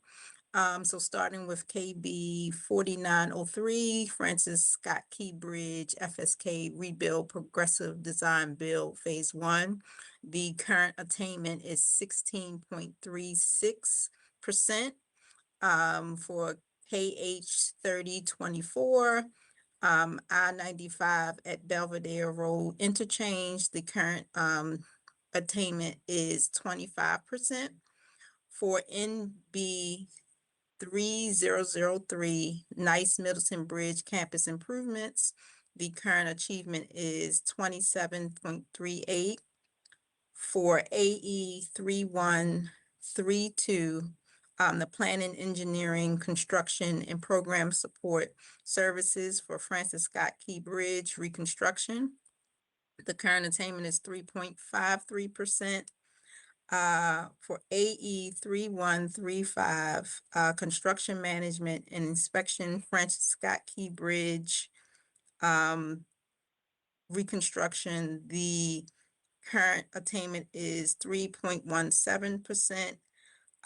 AE 3136, Comprehensive Project Planning and Miscellaneous Consultant Services, the current attainment is 17.35%. For contracts KB 4905, which is phase 2 of FSK Bridge Progressive Design Build phase 2, AE 3133, which is Construction Management and Inspection Services for FSK Reconstruction, AE 3134. Also Construction Management Inspection Services, and then 2 other contracts, AE 3137 and AE 3138, both Comprehensive Project Planning and Miscellaneous Consultant Service contracts. All of those contracts as of September 30th, which is the reporting period, all had a 0% attainment due to the spend and burn rate. Moving to table 2, which was the minority business enterprise program. Table 2 depicts total MBE participation by contract areas for Q1 fiscal year 2026. MBE firms received 3.7 million, which is 18.64% of the 19.9 million in total contract awards during that period. Those amounts represent the contract awards in 3 procurement areas, which were construction, architectural and engineering, or A&E, and services out of the 6 procurement categories.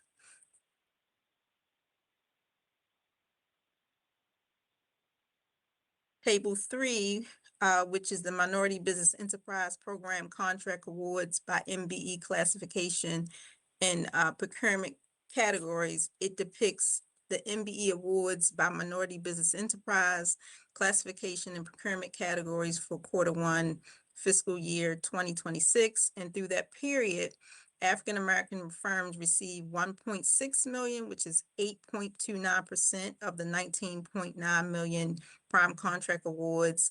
Asian American firms received approximately 416,000, which is 2.08%. Women-owned firms received 1.4 million, which was 7.14%, and Hispanic American firms received 225,000, which was 1.13%. And to note, the MBE participation is calculated by dividing the total MBE contract award dollars by the total contract award dollars.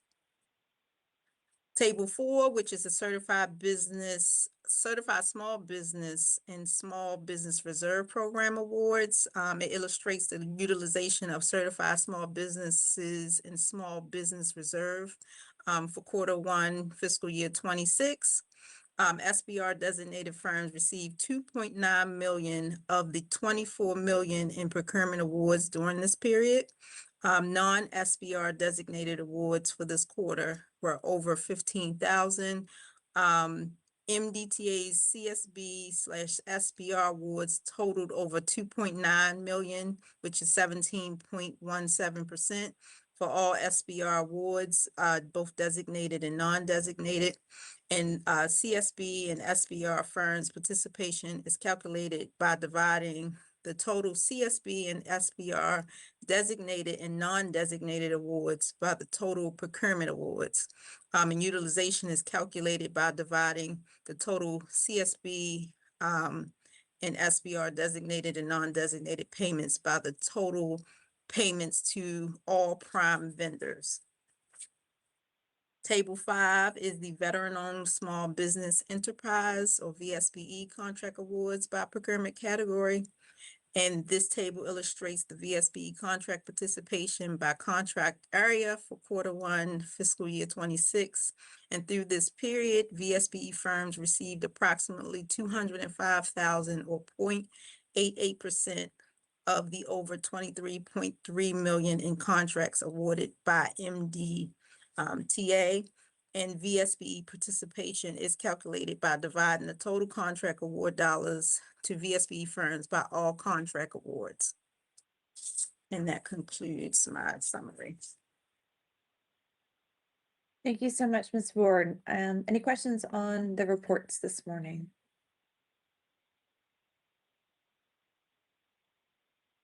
All right, a lot of good work in there. Appreciate you and your team's work in keeping everything updated for members of the board. If there are no further questions on this item, we thank you so much, Ms. Ward, and we'll move on to our next agenda item, which is an update from Colonel Scott on MDTA Police Public Security. Thank you. Good morning, Madam Chairman and members of the board. For the record, my name is Colonel Joseph Scott, Chief of the Maryland Transportation Authority Police. In 2025, the MDTA Police have been focused on providing safety, security, and service to all those who use and work on the facilities and have vital transportation assets. In 2025, the MDTA police focused on what we like to call our 7 pillars. Pillar 1 is traffic safety. Pillar 2 was recruitment. Pillar 3 was officer wellness. Pillar 4 was policy revisions. Pillar 5 was advancing technology. Pillar 6 was building trust and legitimacy in the communities we serve. And Pillar 7 was training and education. As we focused on Pillar 1, traffic safety, we experienced a marked improvement in our overall enforcement efforts. This led to a 50% increase in traffic stops over the previous year, a 21% increase in DUI arrests, a 9% decrease in traffic collisions, and a 28% decrease in fatalities on our roadways. Now, I'll sum all that up by saying the MDTA police had a phenomenal year as it relates to traffic safety. When it comes to our Part 1 crimes or our more serious crimes, we had an overall decrease of 20%. And that 20% reflects a broad-based improvement across both violent and property crime categories. Our aggravated assaults was down 55%. Our burglaries was down 75%. Our stolen vehicles were down 40%. And theft in general was down almost 9%. With that being said, I could not be more proud of the men and women of the Maryland Transportation Authority Police. I have the awesome opportunity to represent them, but trust and believe they have done a phenomenal job in 2025. And the job they did in 2025 led to a safer MDTA roadways and facilities. Now, as we move on to 2026, the MDTA police plans to focus on the acronym ACT, A-C-T. And what that stands for is accountability, communication, and transparency. So I want to focus on those 3 areas in 2026. We want to hold ourselves accountable so that we can be a positive example to the communities that we serve. And in order to do that, we put certain checks and balances in place to ensure that policies and procedures are being followed. Some of those examples are audits of time cards, random video reviews, and supervisory training. When it comes to communication, we want to ensure that our communication is going up and down our chain of command, where the officer on the street knows and understands exactly what the mission is and what the expectations are. With that in mind, commanders have been instructed to conduct semi-annual meetings with all their personnel, both their professional staff and their sworn staff. And there will be a member of senior staff attending all of these meetings to answer any question that may arise from senior management.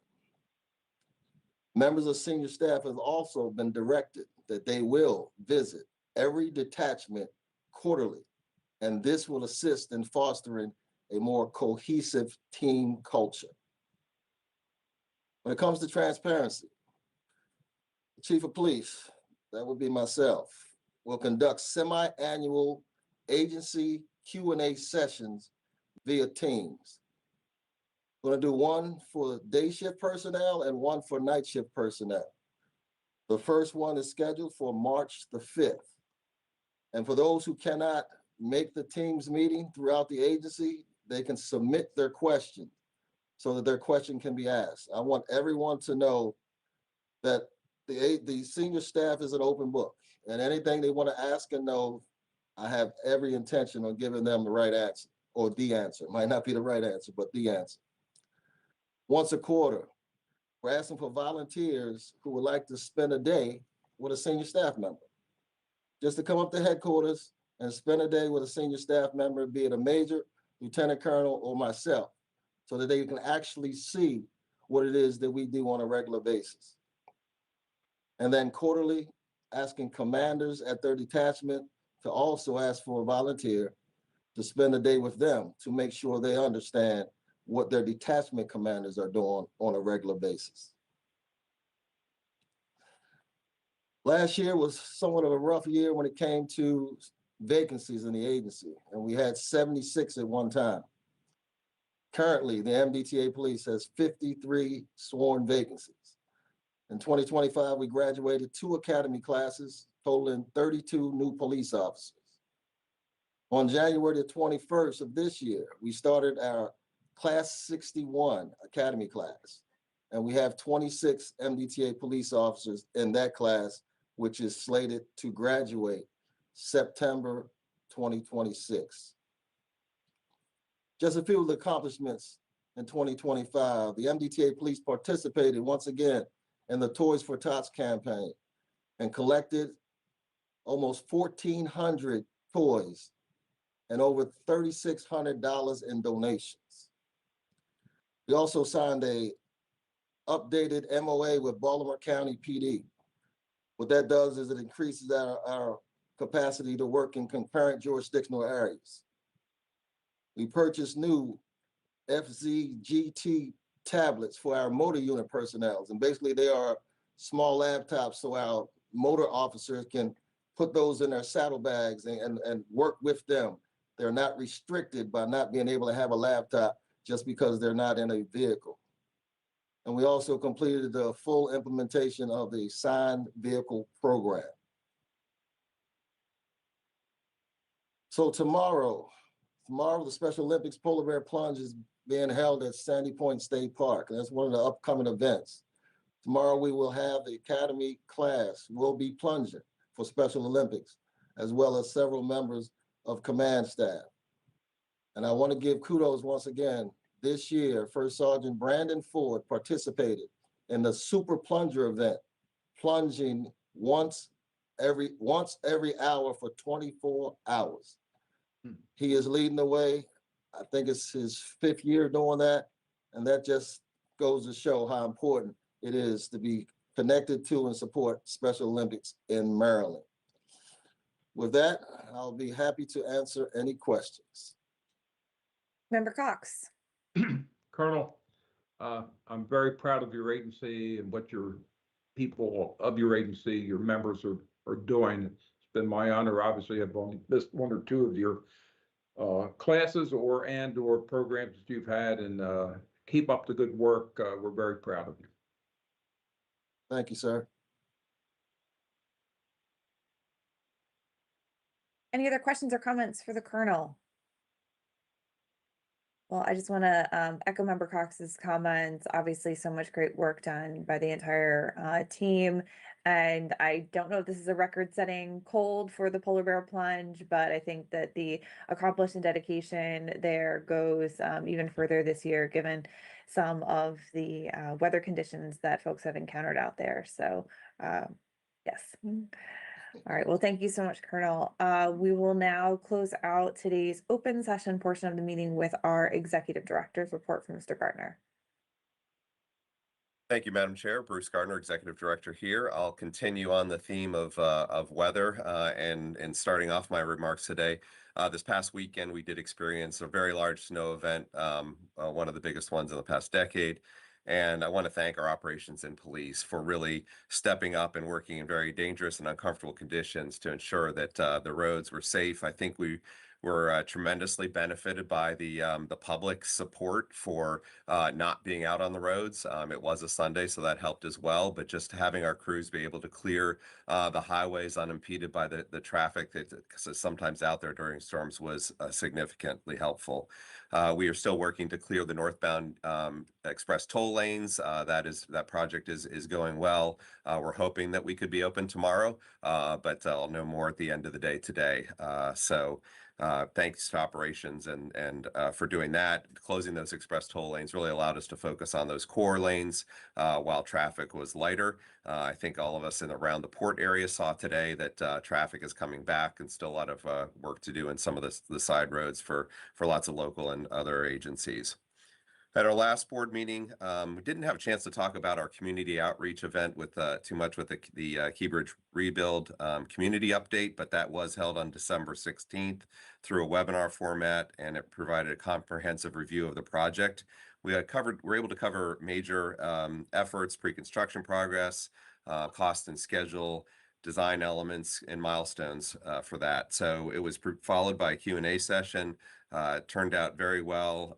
Jim did a great job in explaining some of the engineering aspects of the project, and we had over 330 registered and for that event, and 176 attending live during that portion of the event. So it was posted on our keybridgerebuild.com website, as long as the FAQs. So it's there for anybody to see as they want to consume information about the Keybridge rebuild.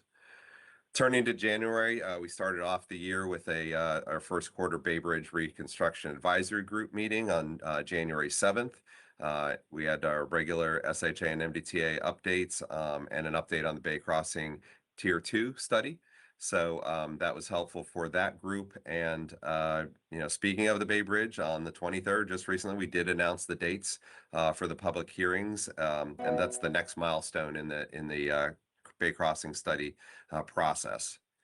Those hearings that are coming up will give the opportunity for the public to comment on our preferred alternative, which you all voted on to approve in December at our board meeting, and the draft environmental impact statement that has all the details of the recommendation was also released on the 23rd. So the public will have a chance to consume that. We encourage them to look for that information before attending those public hearings, which are scheduled for Monday, February 9th, as a virtual hearing in Anne Arundel County at the Broadneck High School on February 10th from 5 to 8 p.m. and then in Queen Anne's County at Ken Island High School from 5 to 8 p.m. on February 12th.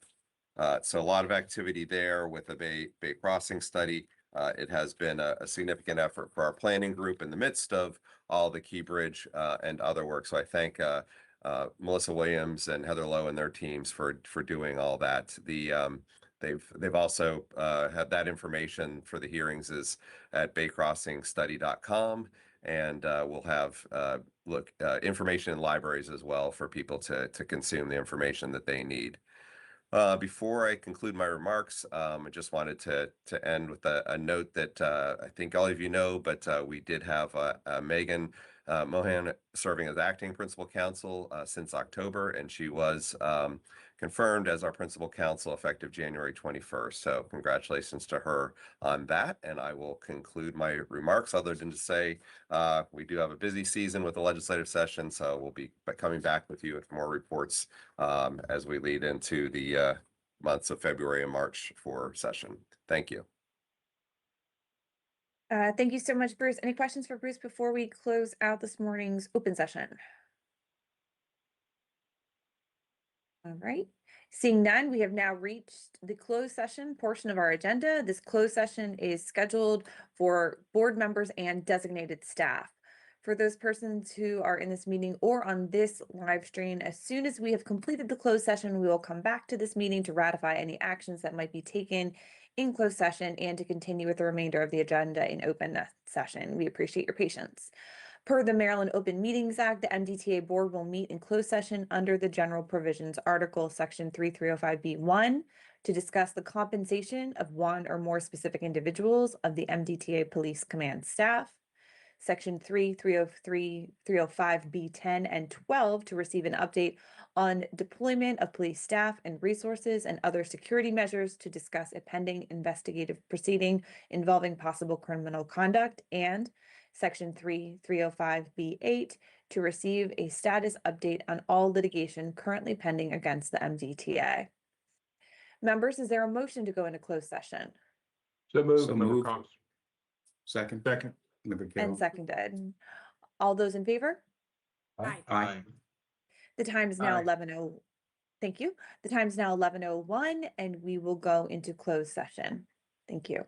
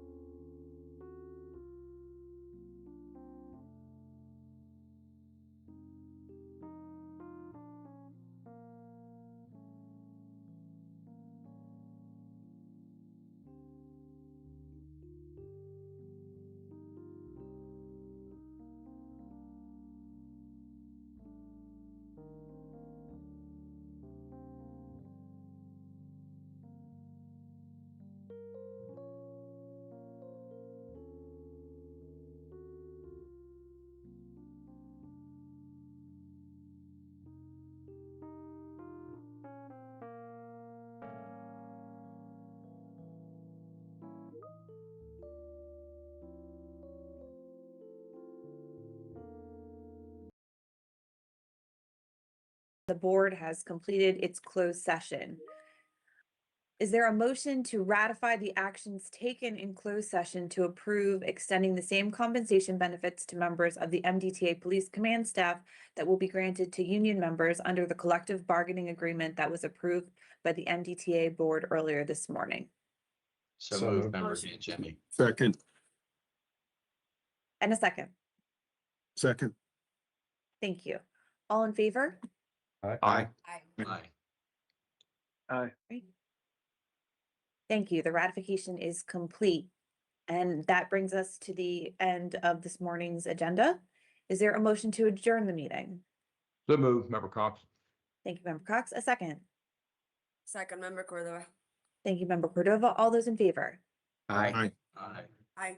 Aye. Thank you all so much. This now concludes this meeting of the MDTA board at 11:31 a.m. Stay warm. Thank- everybody. Thank you very